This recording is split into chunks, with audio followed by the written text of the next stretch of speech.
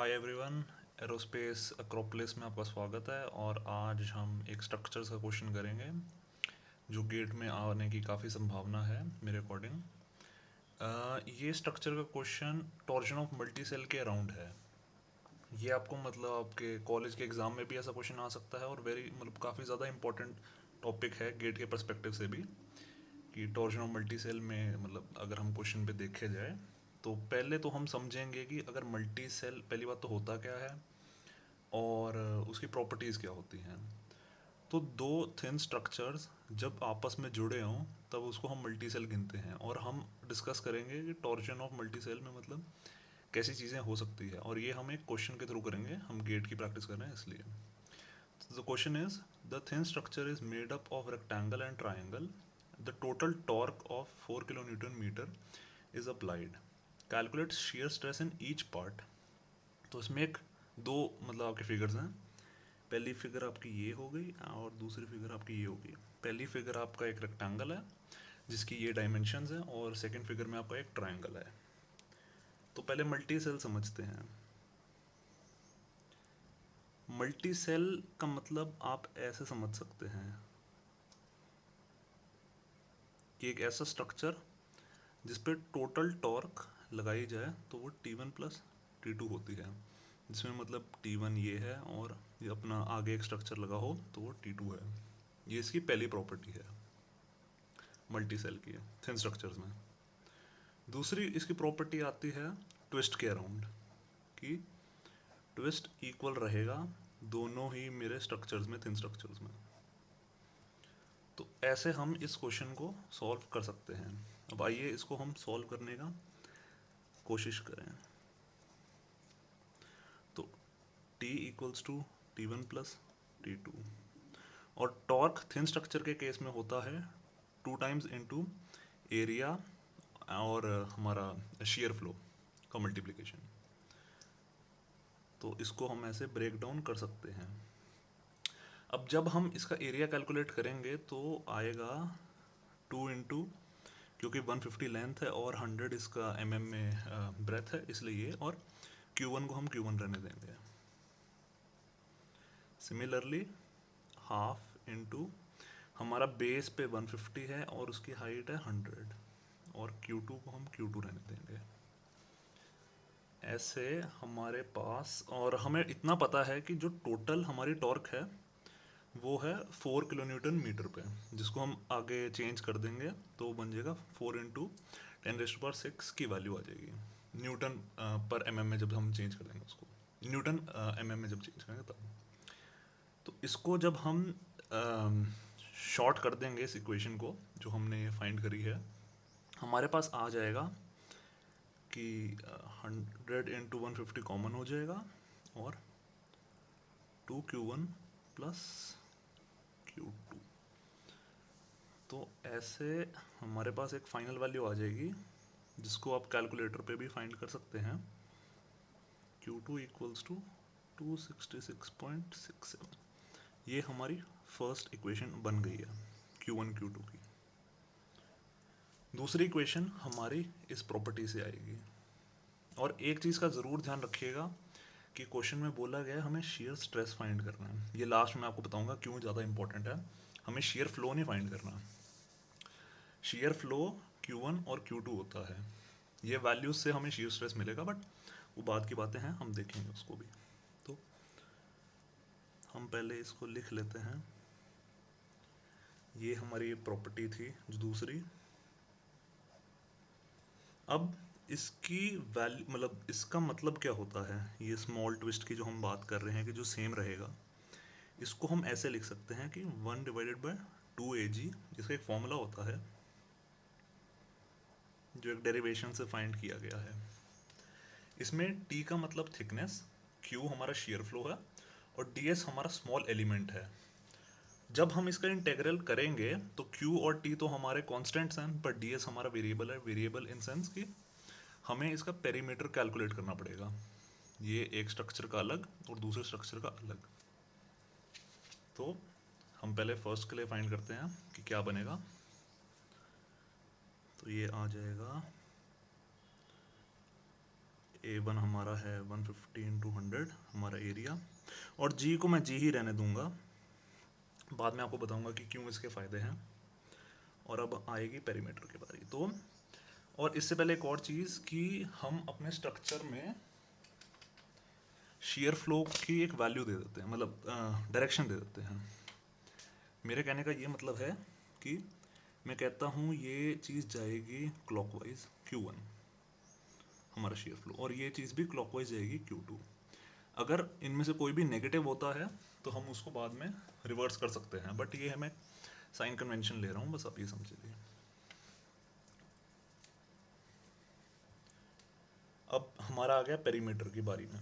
तो इस चीज़ का ध्यान रखना है कि Q1 इस एज पे और इस एज पे, ये तीन एजेस पे तो Q1 डायरेक्टली लग रहा है, पर इस वाली एज पे Q1 और Q2 दोनों लग रहे हैं। इसलिए इसका फाइनल जो बनेगा वो आएगा 100 into plus 100 plus 150 into Q1 divided by उस वहाँ पे थिकनेस है 5 mm की, प्लस मतलब ये ब्रैकेट पूरा ही है हमारा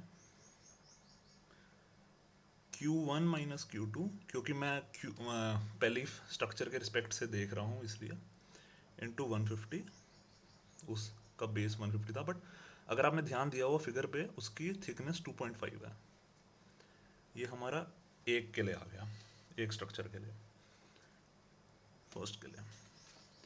सिमिलरली हमारा सेकेंड के लिए भी ऐसे हम फाइंड कर सकते हैं।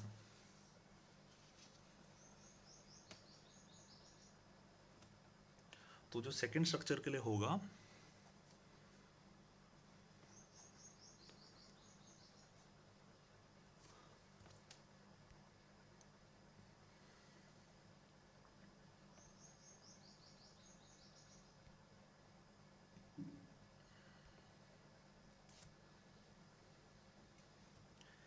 वो भी सेम फॉर्मूला से हमारे पास आ जाएगा 1 divided by 2 into half into base into height, ऐसा करके, और जी को हम जी ही रहने देंगे।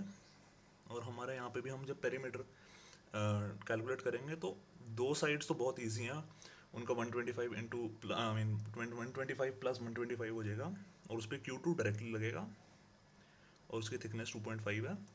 पर जो थर्ड साइड होगी इसके रिस्पेक्ट में हम करेंगे Q2 माइनस Q1,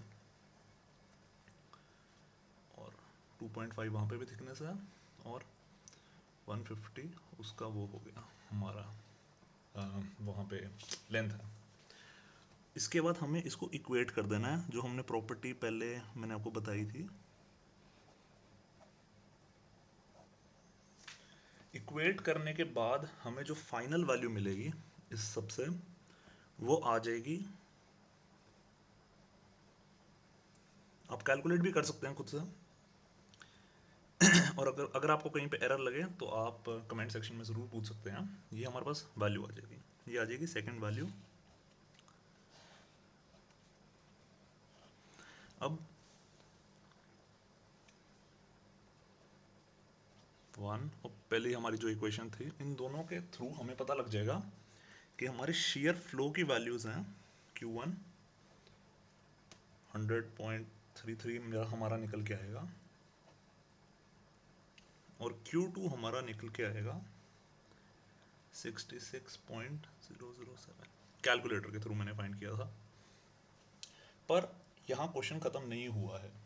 क्वेश्चन में बोला गया था कि हमें चाहिए शेयर स्ट्रेस, और अगर आपको स्ट्रेस के बारे में पता हो थिन स्ट्रक्चर्स में, तो शेयर स्ट्रेस के लिए ये होता है हमारा formula Q divided by T minimum. तो जब हम इसको अप्लाई करेंगे तो हमारा जो शेयर स्ट्रेस फर्स्ट के लिए आएगा वो बन के आएगा 100 यहाँ पे डिवाइडेड बाय, अगर आपने फिगर पे गौर दिया हो उसमें 5 mm है हमारी थिकनेस वहाँ पे,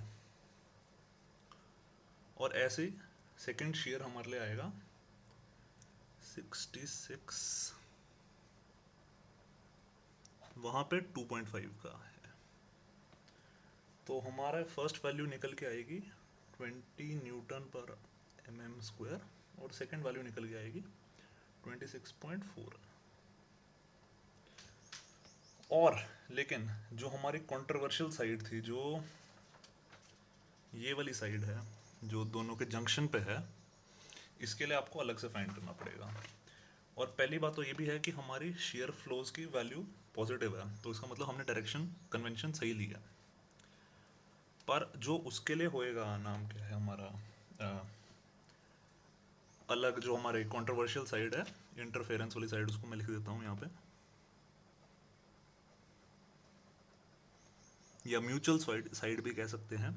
उसके लिए मेरे को फाइंड करना पड़ेगा, क्योंकि वहाँ पे थिकनेस हमारी ये नहीं है, 5 नहीं है, वहाँ पे है 2.5। क्योंकि वहाँ पे Q1 और Q2 मिक्स हो रहे हैं, इसलिए इसका तरीका ऐसे निकल के आता है कि मैंने दोनों को वहाँ पे सब्ट्रैक्ट कर लिया, क्योंकि वो इंटरफियर होंगे इन दी एंड यहाँ पे ये दोनों Q1 और Q2। तो इस तरीके मुझे पता लगेगा कि जो मेरी म्यूचुअल या फिर जो कॉमन साइड है, वहाँ की वैल्यू निकल के आएगी 13.7 न्यूटन पर mm²। तो ऐसे आपको तीनों आपको शेयर स्ट्रेसेस पता लग गए मतलब डिफरेंट साइड के। इसको मैं आगे डायग्राम भी बना के आपको दिखा सकता हूँ। आपका शेयर स्ट्रेस का डायग्राम बन जाएगा ऐसा। थिन स्ट्रक्चर के रिस्पेक्ट में हम यूजुअली शेयर फ्लो से ही टर्मिनोलॉजी यूज करते हैं। ये इक्वल है, एक्चुअली मैंने थोड़ा गलत बना दिया, बट चलो ठीक है।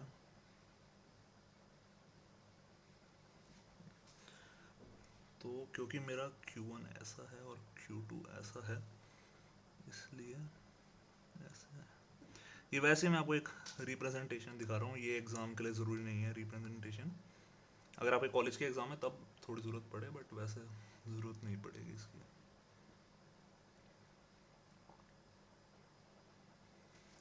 और मेरे को क्योंकि पता है ये मेरे डोमिनेटिंग है, तो मेरा ये वाली वैल्यू भी इस साइड जाएगी।